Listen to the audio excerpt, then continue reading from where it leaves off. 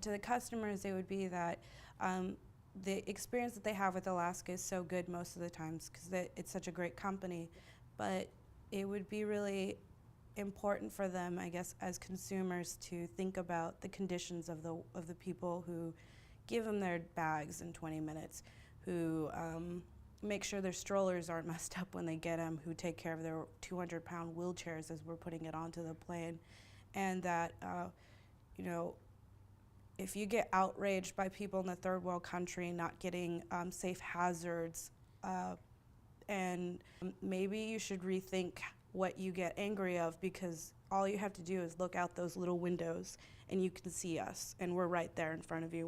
We're not in a third world country. We're in LAX, we're in Honolulu, we're in Fairbanks, we're in Anchorage, we're in Dallas-Fort Worth. Anywhere where there is Alaska Airlines, you're gonna see us. And this problem is not getting smaller, it's getting bigger because Alaska Airlines is starting to take us to larger places.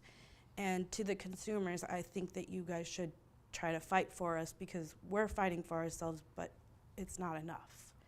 Let's see, I come from Alaska, and this is my first job in Seattle. I went to school for mechanical engineering, and I was a really big part of getting a scholarship passed in Alaska. I was part of a sorority. So I'm working at Menzies Aviation. I have a few financial goals of getting my own place because I live with my mother at the moment, and then getting a car as well. A lot of bending and twisting, a lot of throwing, a lot of just labor intensive, just a little bit of gauging things like how close am I to the plane, and little things like that, but it's mainly physical labor.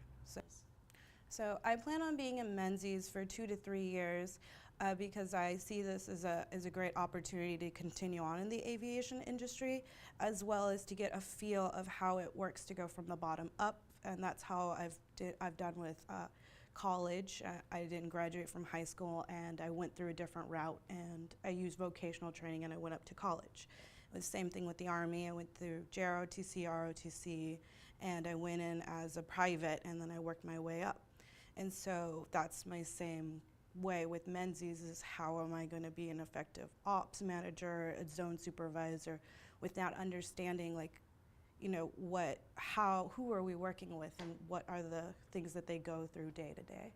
So, do I feel like I'm part of the Alaska Airlines family? Yes and no.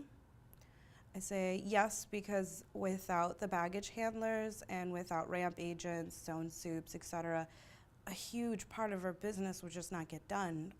It's like a pyramid. If you don't have the bottom, you can't have the top. Unfortunately, it's what makes me not feel part of the family is that they think that we're so expendable, that if we make too much noise, or if we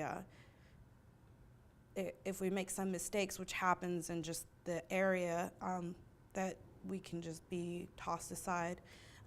$12 is not enough to support a family. I would even argue that $15 is not enough. It would be closer to 18 to 19. I know it sounds high. It should be because inflation.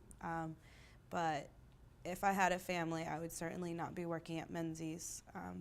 But I'm here because it's maintainable for a single person.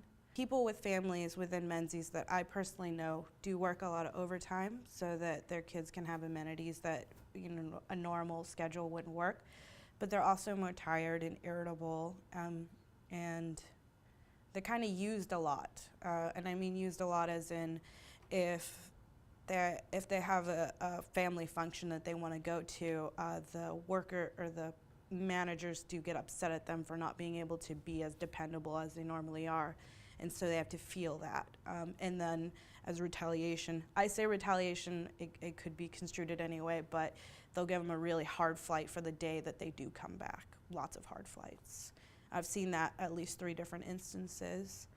If I had a family, I would not continue at Menzies only because the insurance and the vacation and all of that compounds to, like, it's very disadvantageous. In order for me to meet my financial goals and pay off my loans, I work about 70 hours a week.